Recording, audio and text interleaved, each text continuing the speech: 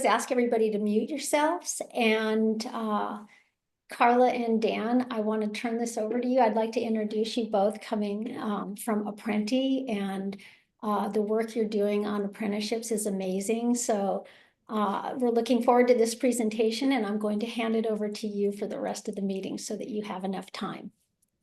Okay. Excellent. I think Dan's going to start. So Dan, I will let you do the honors.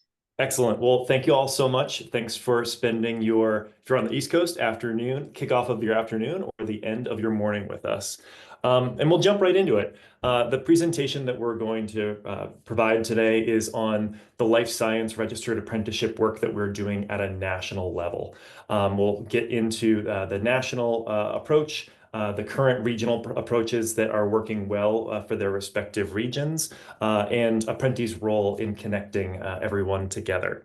I will also introduce us. So you've met Karla and I. If you don't know us already, Karla is our workforce development life sciences lead.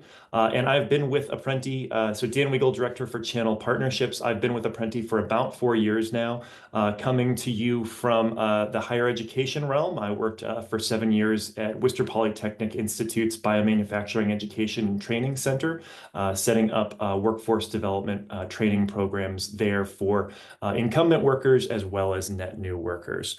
So we're excited to be presenting to you on behalf of Apprenti today. Quick notes for the agenda.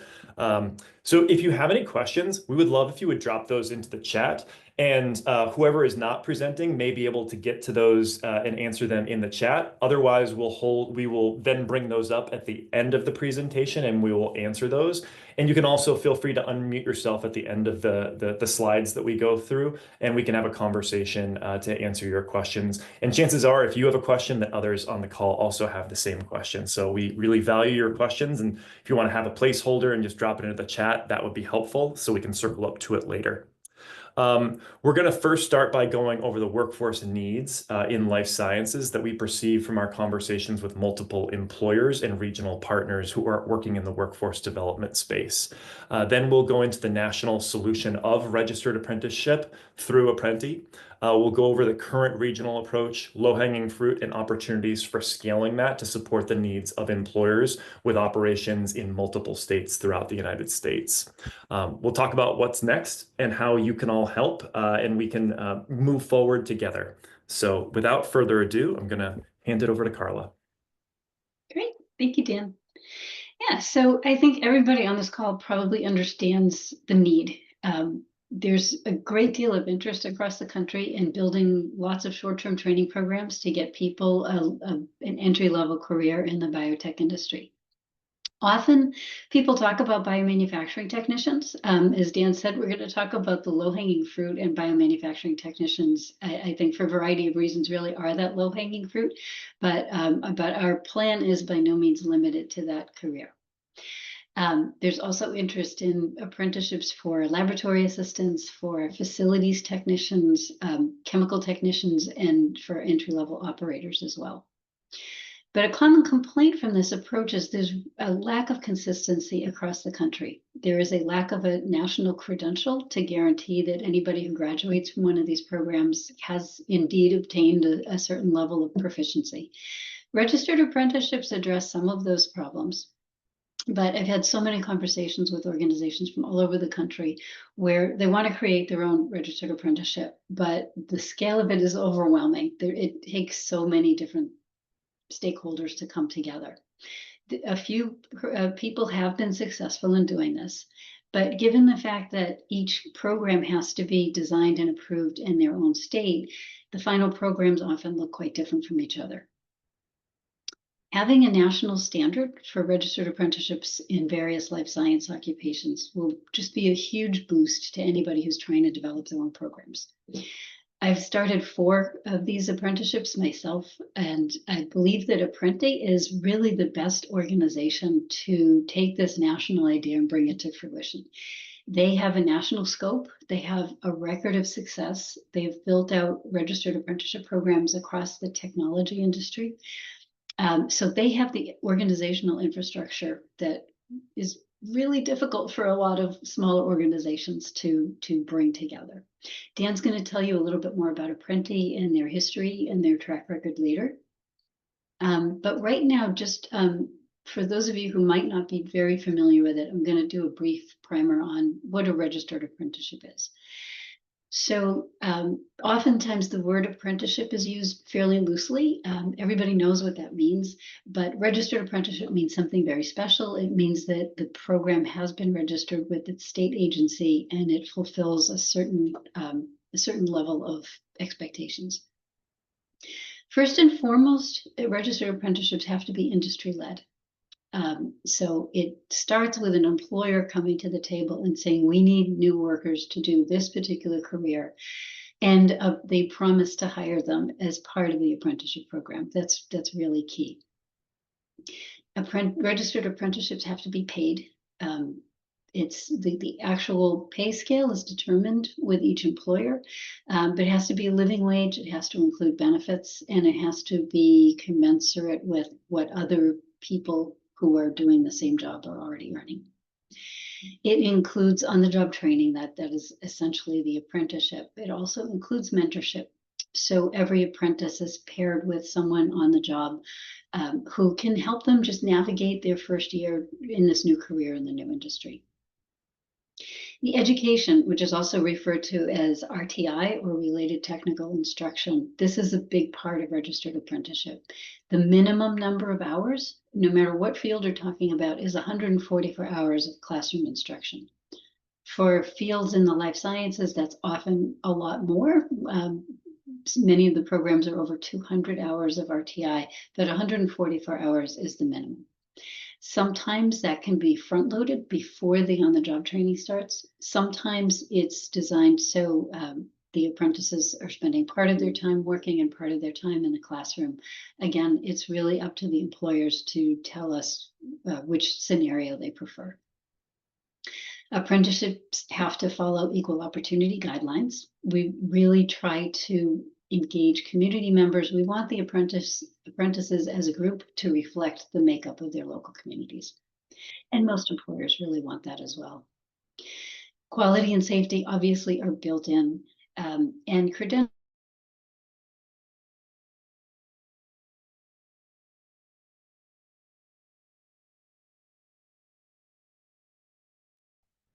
Whoops, sorry about that.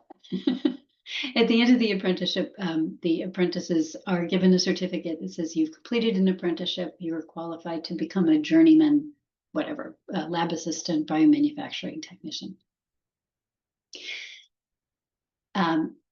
So for those of you who have managed to create your own registered apprenticeships, you will fully understand this graphic of the unherded cats. There are so many hoops to jump through. There are so many stakeholders to get aligned. As I said, first and foremost, it's the employers. They need to provide guidance on the curriculum that you're going to be offering, and most importantly, they need to promise to hire the apprentices. But you also need to align various educational providers in your local region who can provide the classroom instruction and also hands-on skills training. Sometimes that's a community college, sometimes it's a training center. It doesn't really matter, but it has to be local because these are hands-on skills that we're trying to teach. And we also engage community organizations. So those are usually the partners with the boots on the ground who know the community, who have access to people who are looking for jobs, either to get new jobs or to upskill and move out of the jobs they're currently using. And all of this needs to be aligned. And then you need to work with your own state agency to make sure that you're crossing all the T's and dotting all the I's of what their particular apprenticeship approval method requires. And I can tell you some states are much easier than others. So Apprenti, because of their history, which again, Dan's going to go into detail in a few slides, it's a national nonprofit that's an affiliate of the Federal Department of Labor. And they have deep experience bringing together all of these unherded cats. Since they started in 2015, Apprenti has trained over 3,700 apprentices for various careers in the information technology sector. They have placed apprentices in over 350 different companies. The career pathways they have worked in are things like cybersecurity and software development, really taking people from being under or unemployed and putting them into excellent long-term, middle class, upper middle class careers.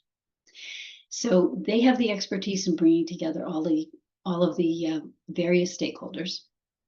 And what you end up with is nice herded cats. I love this graphic.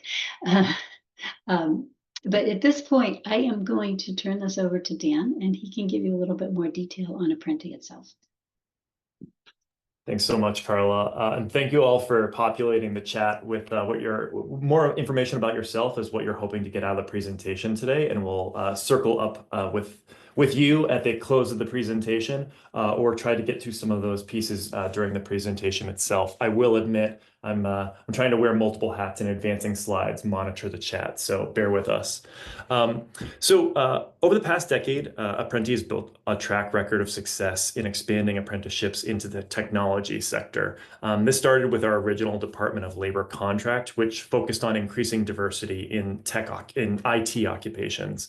And along the way, we've been honored with the Apprenticeship Ambassador Exceptional Achievement Award, which you can see pictured on this slide, as a testament to the impact of our efforts led by forward-thinking employers. Again, apprenticeship is an employer-driven model, and so we are able to have these success metrics because of our ability to work with those forward-thinking employers and meeting them where their needs and challenges arise. And these employers are looking to embrace new ways to grow and retain their workforces. So to date, as Karla mentioned, we've worked to register over 20 IT occupations at the federal and state level, and we've partnered with over 350 employers and facilitated the creation of over 5,000 apprenticeships when you consider the work that we've done in-house, as well as the technical assistance that we've provided to other organizations to stand up their own robust registered apprenticeship programming. These apprenticeships have transformative impact.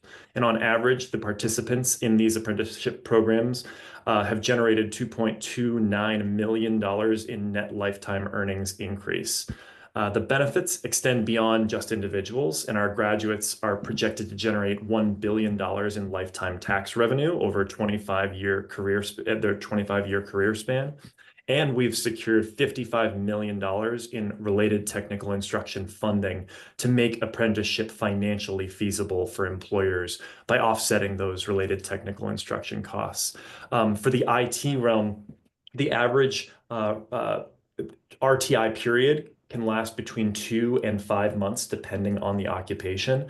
And the average cost can be north of $10,000 per apprentice. So we're happy that we've been able to go out and find these grants at the local and federal levels and mix them with philanthropic funding in order to make this more financially viable for the employers who are looking to embrace a new way of bringing on talent by removing that potential financial roadblock for them.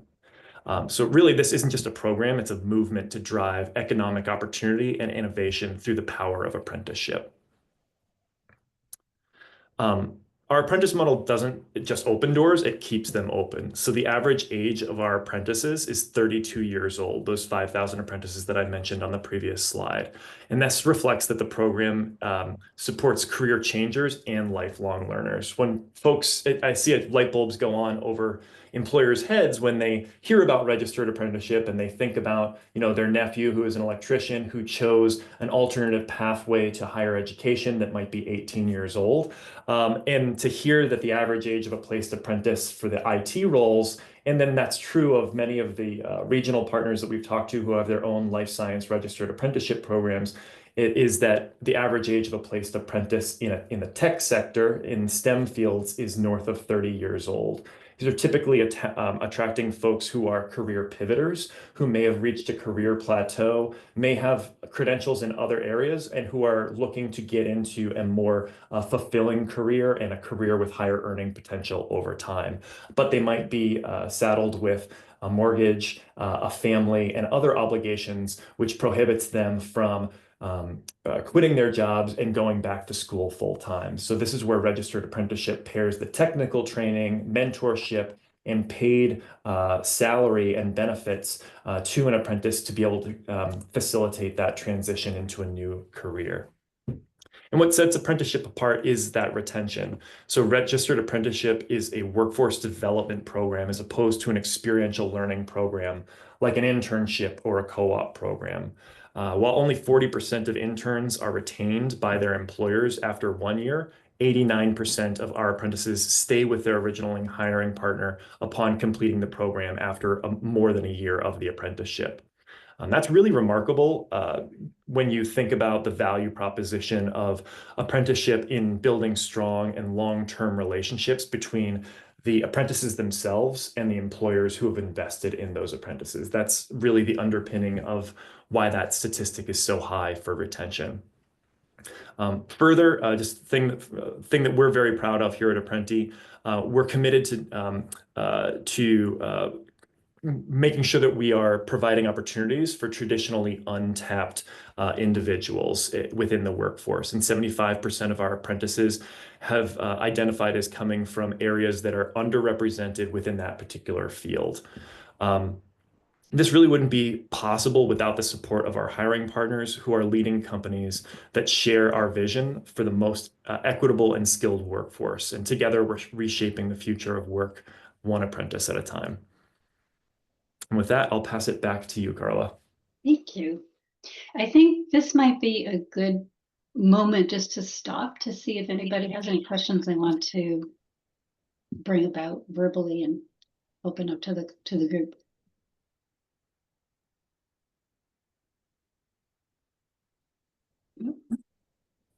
Dan, I have a question. Maggie Brines here. You mentioned in your slide that there was $55 million in training dollars that went to some of the RTI providers. Can you give us an idea where those grants or that funding came from? Yes. So we've been fortunate enough to receive grants from the DOL. We are a DOL registered apprenticeship contractor.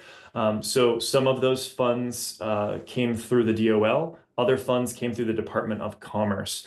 And that was through the Good Jobs Challenge Fund. So $23.5 million of our funding over the last 3 years, specifically for much of that specifically for related technical instruction offsets on behalf of employers, came through the Department of Commerce. So that would be about half of the funding that we've realized over the 10 years since our inception. The other half is coming through regional buckets. So I'm sitting here in Massachusetts, and we've had a number of funds come through the City of Boston, through the Division of Apprenticeship Standards here in the Commonwealth. And then we also have access to philanthropic funding as well, and we take all of them and interbraid them together depending on the unique scenario of the employer, where the employer is situated, as well as the apprentice, where the apprentice resides, and more information around both the occupation of the apprentice and background of the apprentice in stepping into that role. We're able to use those funds to align with the designated purpose of those funds, as well as the drive of the employer.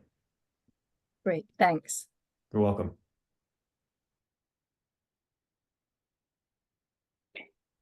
All right, I will continue now. So you all know what the life sciences industry is, but I just wanted to talk about it in terms of this initiative.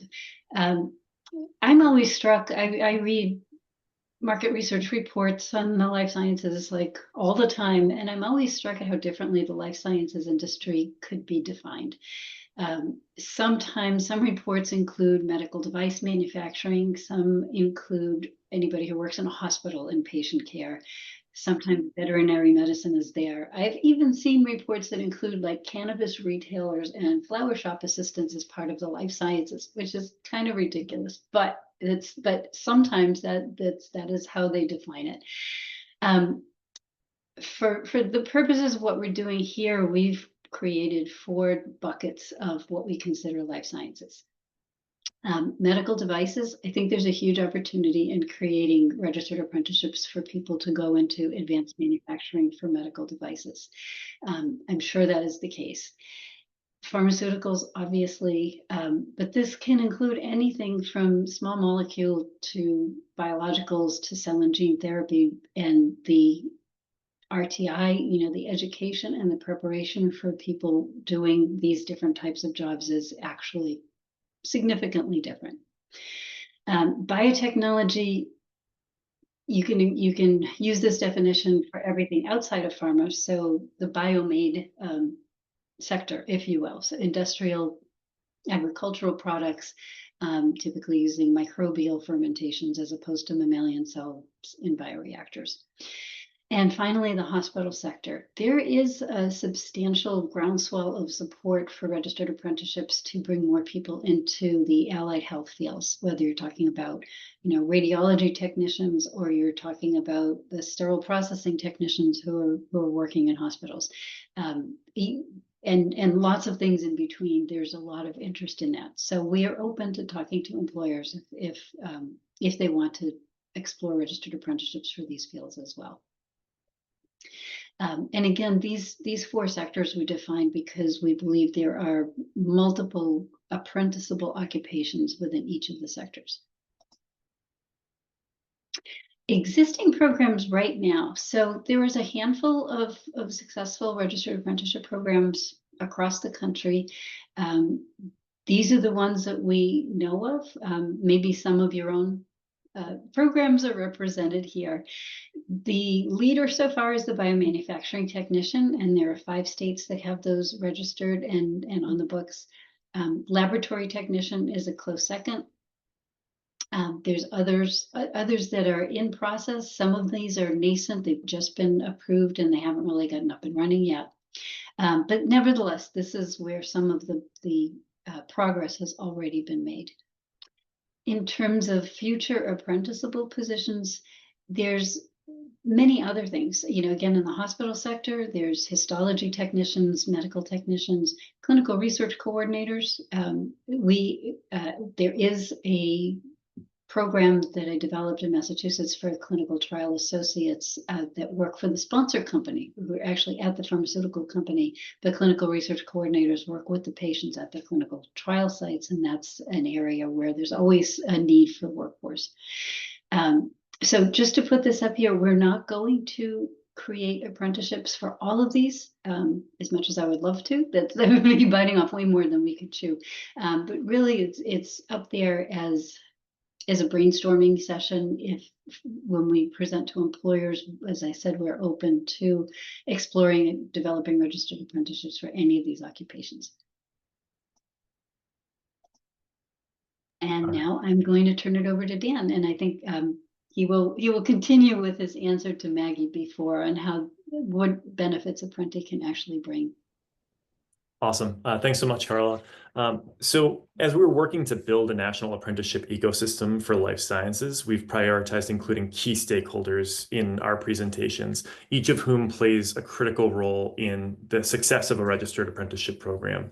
And here's how National Life Sciences apprenticeship standards provide unique benefits to each stakeholder group. So for employers, the first bullets you see here, these standards offered a unified approach for workforce development across states, eliminating the need to file new standards in each state. So employers also gain increased access to funding to offset training costs and benefit from Apprenti's plug-and-play model, where we can handle the talent identification, assessment, and regulatory compliance. So not pictured here, but put yourself in the position of a large employer that has manufacturing facilities across many states, and you work with a regional partner in one particular state, and you love registered apprenticeship. They have their own program, their own standards filed in that state, and you want to duplicate and have an equitable process as you build out your workforce development plan on a national scale and do registered apprenticeship for all of your manufacturing facilities. Unfortunately, today you cannot do that. There might be some states that have fantastic programs that are registered as well, but even those states will have different requirements and different forms that must be completed.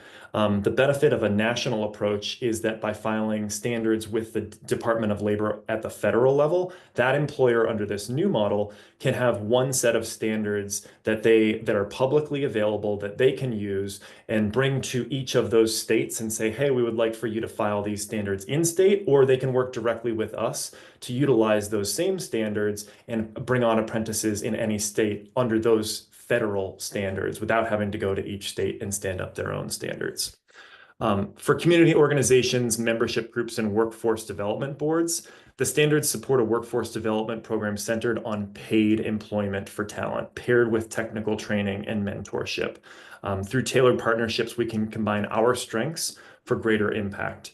So the great thing about registered apprenticeship that employers really enjoy, that apprentices really enjoy, to tie a thread to what I had said earlier, back to what I had said earlier, is that apprenticeship is a salaried position. You are an employee of that organization, as opposed to some boot camp models where an individual will go through the boot camp and then fingers crossed will find that employer that aligns with that understands the training that they have gone through and has a robust onboarding program to get them fully up to speed on that particular occupation. Registered apprenticeship has all aspects built in, from the training that is typically front-loaded to the guaranteed mentor and wages that are paid to the apprentices themselves, which community organizations and membership organizations typically like that connection.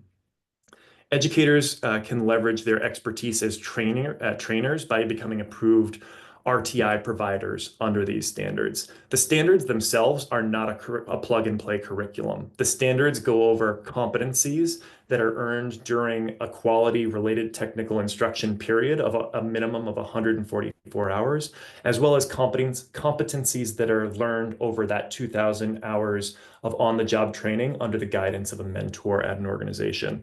They are not a specific formula for exact lessons and modules that must be learned, but rather I describe it as vanilla ice cream, upon which both the trainer can put on rainbow sprinkles and the cherry on top by going above and beyond the competencies that are required and called out in the training for RTI. And that is true for the mentorship period. There are certain competencies that must be covered, and anything that goes above and beyond, which most apprenticeships do, are icing on the cake, or the cherry on top in this to keep it all together.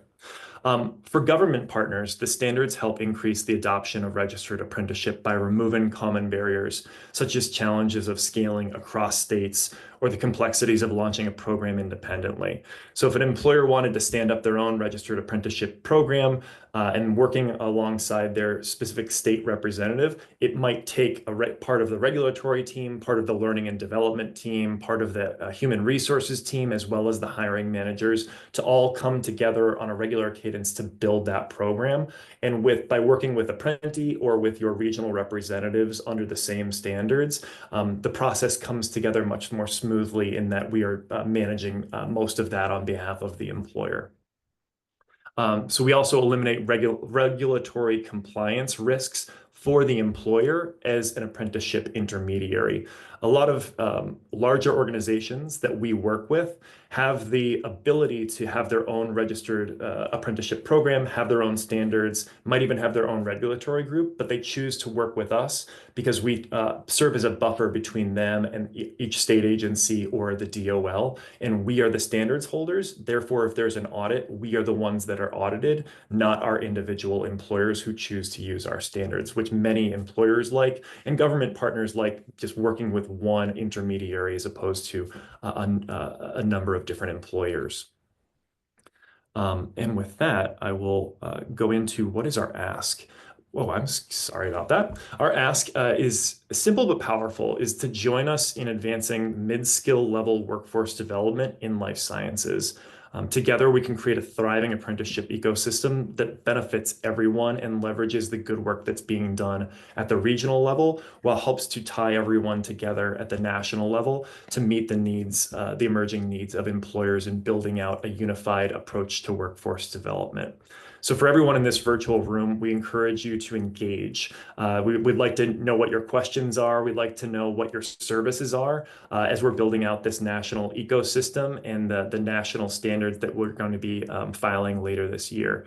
Share what's working, exchange best practices, ask for help, and offer insights to others. Collaboration is the key to moving this effort forward, and I'll show you how you can do that in just a moment. For the industry and employer partners, we're asking for their commitment, supporting the implementation of registered apprenticeship programs within that employer's organization and advising on the creation of those occupational standards to ensure that they meet the real world needs. I've been to many conferences where workforce developers and training providers get together and they speculate as to what is most needed by industry and what employers are looking for. It's imperative that the employers themselves are telling us, this is what you should build, this is why you should build it, and if you do it that way, then I will bring on those paid employees in the form of apprentices. For our community and member organizations, help us spread the word about this national effort for life science registered apprenticeship. Share the value of registered apprenticeship with your members to unify a national approach while maximizing impact at the regional level. Educators, we ask for your expertise in curriculum development. As I mentioned before, the standards themselves only highlight competencies that are earned in technical instruction and in on-the-job training. We'd love to hear from you what that curriculum could look like so that we can put the seal of approval on that and then put it in front of our employers as a vetted related technical instruction provider that meets all of the competencies as set forth in our standards. And for government partners, we need your help to make the right connections. So linking employers, training providers, and funding mechanisms at the local level to ensure that we're satisfying the needs of employers in each region where they're looking to bring on net new talent or upskill incumbent talent through registered apprenticeship. All right, and so the two ways that you can partner is joining the conversation, which there's a link here where you can join the LinkedIn group that we are building out. We're going to be posting regularly there, upcoming new things in regard to registered apprenticeship, updates from the Apprenti team and the National Apprenticeship Life Sciences Initiative. We're building out an advisory board, and we'll be introducing the advisory board members on the LinkedIn channel here. But that is a great way if you have questions, want to share best practices, want to highlight other programming that is working well. We'd love for you to share all of that information, not just with us, but with the entire network. Because again, if you have a question or you have something that you think is neat, chances are other people have that same question or others would find that thing neat as well that is going on in the world of workforce development. And then we would ask that if you are in support of this, that you consider becoming a founding member. So a founding member, there's no financial commitment. What a founding member means is that you believe, hey, this would be really good for employers. This would be good for me if I'm a training provider or someone who is working in workforce development to have national recognition and a national voice for the value of registered apprenticeship. And I support what Apprenti is doing in trying to file these national standards across the different occupations that we shared earlier. We would ask that you'll take a look at our website, which is also linked through that QR code, and lend your logo to the founding partner page of other organizations that support filing standards with the DOL to normalize registered apprenticeship for mid-skill level life science roles. And here is our growing list of founding partners and the logos that they have lended to this initiative. I will leave this page up and you can feel free to scan that QR code. I'm going to go to the chat now, and then also folks can feel free to come off of mute and ask any questions, and we'll start to field questions that way. Yeah, and I put those links both to our website and also to the LinkedIn group in the chat. And Dan, there's one question that you should answer. Okay.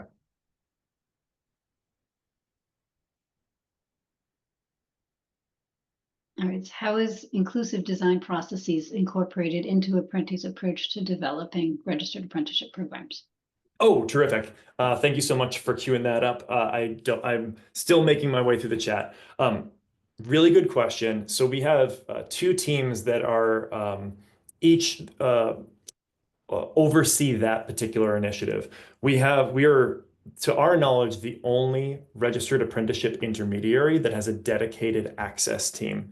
So the role of the access team is to support individuals who identify having a disability, or individuals that do not identify as having a disability but are having a difficult time during related technical instruction or on-the-job training and may need individualized attention. So that team, the role of that team is to meet with the apprentice, understand where they're having challenges, and then to come up with a plan that incorporates the employer if it is during on-the-job training, or that brings closer the training provider if it is during related technical instruction, to ensure that that apprentice is getting the individualized instruction that they need to be successful during the course of the apprenticeship.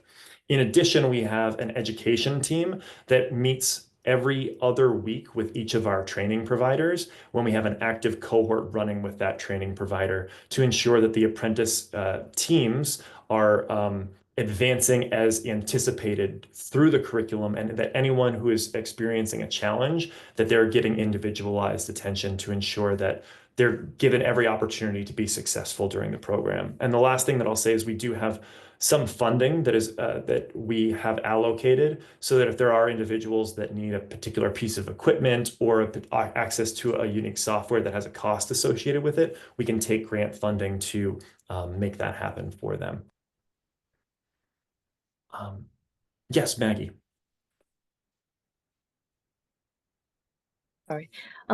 So regarding assessment for your current apprenticeships that you've developed already, what does assessment of the competencies look like across multiple RTI providers?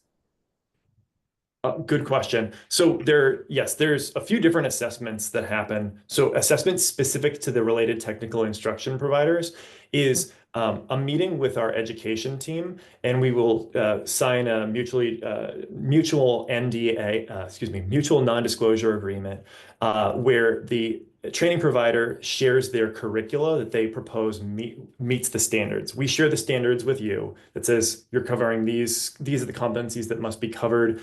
We provide also a rough allocation of time associated with each of those competencies. These are just suggestions. We might say, 50 hours should be spent on upstream processes, and 50 hours should be spent on downstream. I'm just making it up. But we then will look at your curricula in a meeting with you and ask any questions that we have. We might identify gaps and reach agreement that, yes, it gets us 90% of the way there. And if we include an additional module on soft skills, that will meet 100% of the competencies for related technical instruction. And we execute then an MSA, which covers how, if we were to use you as the training provider for an opportunity moving forward, just who does what, and all the payment terms and things like that.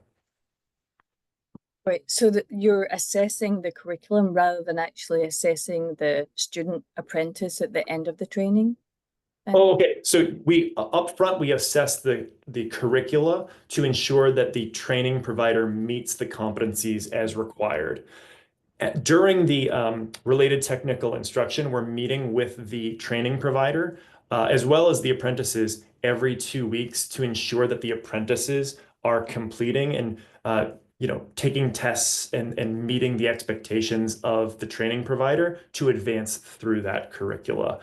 If there are certifications, which oftentimes there are for IT occupations, then those are often placed at the end of the completion of the RTI, and certain occupations have expectations that the apprentice will complete and earn a passing grade on an industry recognized certification. So that's another third-party way to verify competency and mastery of the classroom instruction.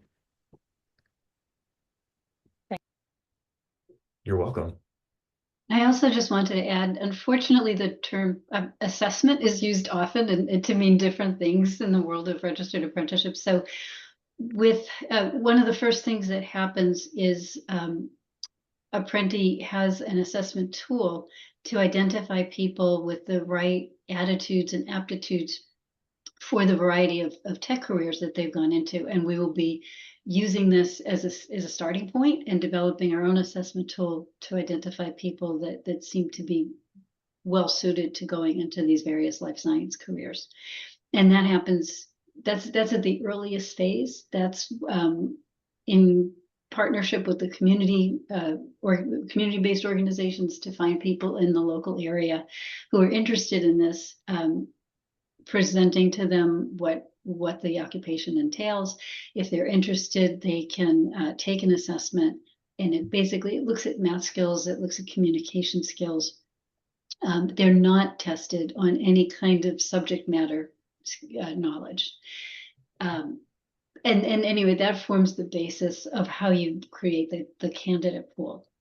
That's also different from some programs are designed to only recruit from current college students or community college graduates or some such thing. And that's fine too. But again, this is all done in partnership with the local employer. Sometimes an employer will say, we're only interested in taking people who already have a bachelor's degree. And, that's fine. We can work with that, but that is part of the candidate funnel of identifying the right candidates for the apprenticeship program. Sometimes employers say, we just need a high school diploma. That's it. You do the rest. You figure out who would be a good fit. And that's where the assessment tool really comes into play. I'm going to go to Carla Martinez's question, and then I will in the chat, and then I will go to Yingsu, who has her hand raised. So Carla, I do not know the answer to your question. The question is, I noticed your organization is based in Washington. What role has the Washington State Division of Vocational Rehabilitation played in supporting the success of your apprenticeship program and partnerships? Yes, we're founded in Washington State. And a large contingency of the Apprenti staff are based out of Washington and have been with the organization for the full 10 years.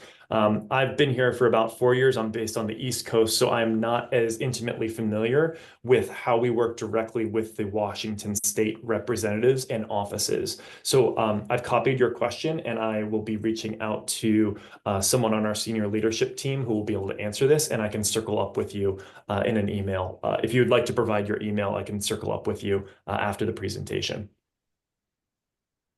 All right, and then Ying-Su, if you would like to ask your question, I saw your hand was raised. Yes. Yeah, thanks for doing this. I have a question regarding teacher training. We are a nonprofit that train teachers in biotech education.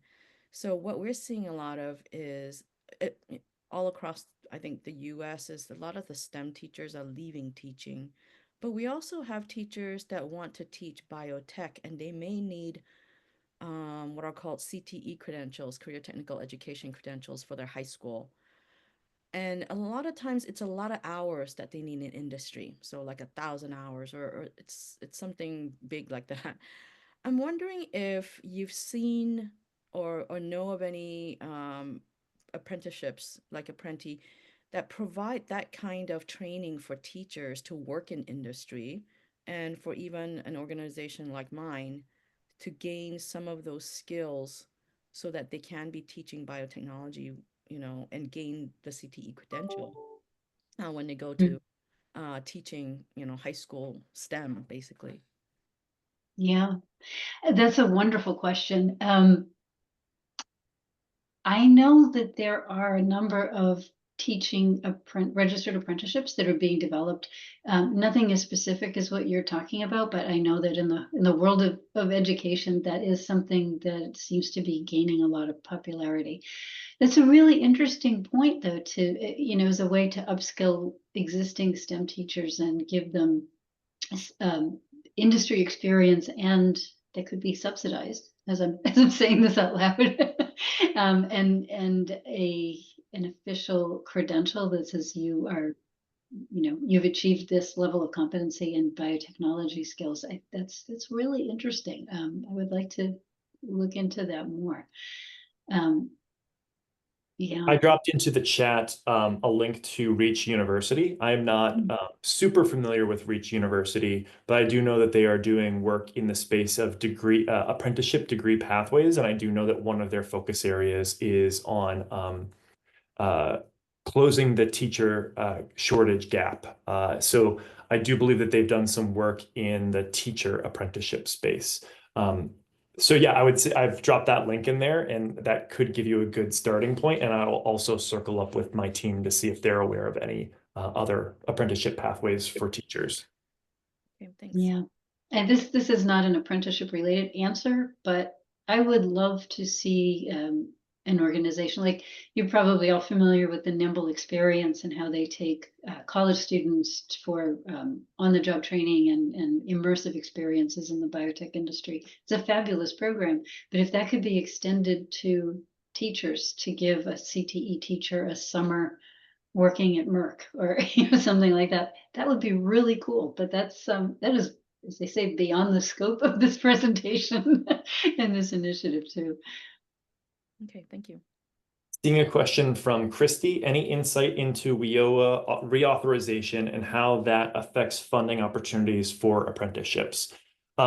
We are aware of the reauthorization and do know that there is language within the executive order that focuses on 10% of all, I forgot the new name of the WIOA funding, Making America Work Again. I can't remember exactly what the new phrase is for the reauthorization of WIOA funding, but 10% of all of that funding will need to go, is mandated to go to registered apprenticeship programming. So that's the only, that's the high level directive, and we have yet to see how that is going to impact each region and local workforce board who is accustomed to utilizing the WIOA funding. So it will really depend on each, as it is always depended on with WIOA funding, it will depend on how each workforce board in that particular region wants to make use of that and how they emphasize it. But at minimum, 10% will be dedicated to registered apprenticeship programming.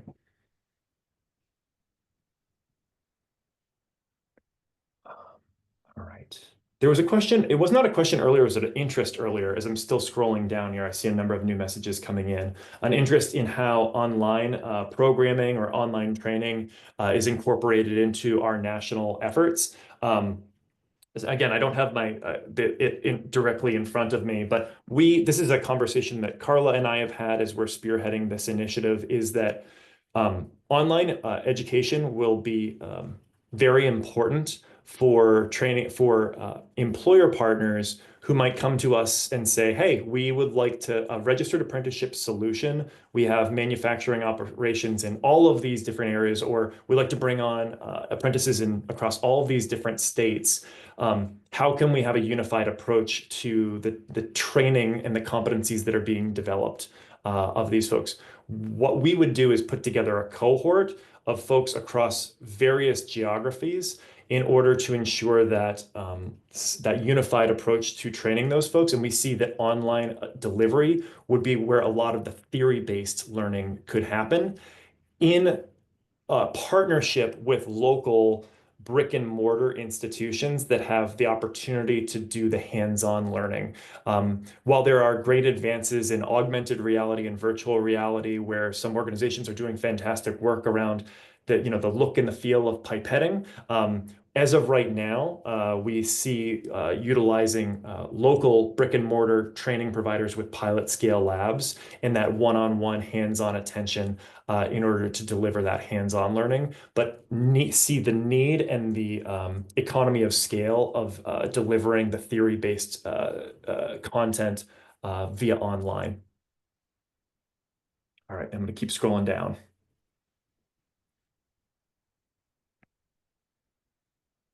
Yes, MASA. What is MASA? Make America something. Make America skilled again. Is it skilled again? I think it's skilled again. Skills. Thank you. It's okay. Thank you. Oh, it's right there below. Okay, I just needed to keep scrolling down. Here we go. Playing catch up.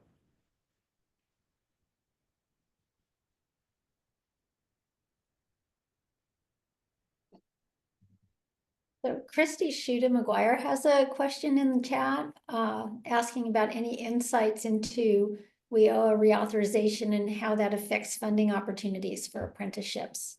Awesome. So that was the one that I just answered. Okay. Sorry, I'm dealing with the survey link being broken.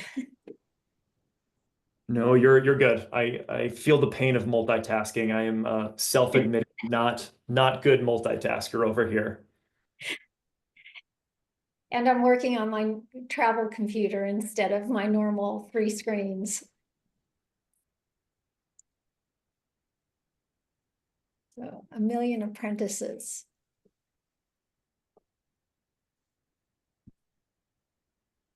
Okay. Well, and while Daniel's scrolling through as well, sorry that the survey link is not working. So I will send that out in a follow-up email, and I'll also send out the recording.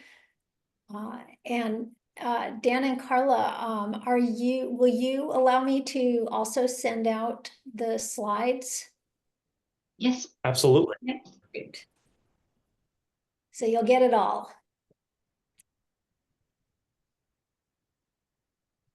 Any last questions for Caleb, or I'm sorry, not Caleb, Dan and Karla before we wrap up? This has been a wonderful presentation. Thank you. So we look forward to opening this up even more. And I love that you have the group on LinkedIn that everyone can join, and you get to participate too. You can join the Apprenti group and meet with them. And some of these organizations, the costs are high to the community colleges, and this makes it very doable. So there's so much need for this, and the more input, the better. So, and it also keeps you posted, and you can work with your employer partners. And those of you that are employers that are here, I especially want to thank you for coming, because we really need to grow apprenticeships. Make America skilled again. So anyway, Dan and Karla, thank you so much. And we look forward to having more interesting discussions about this.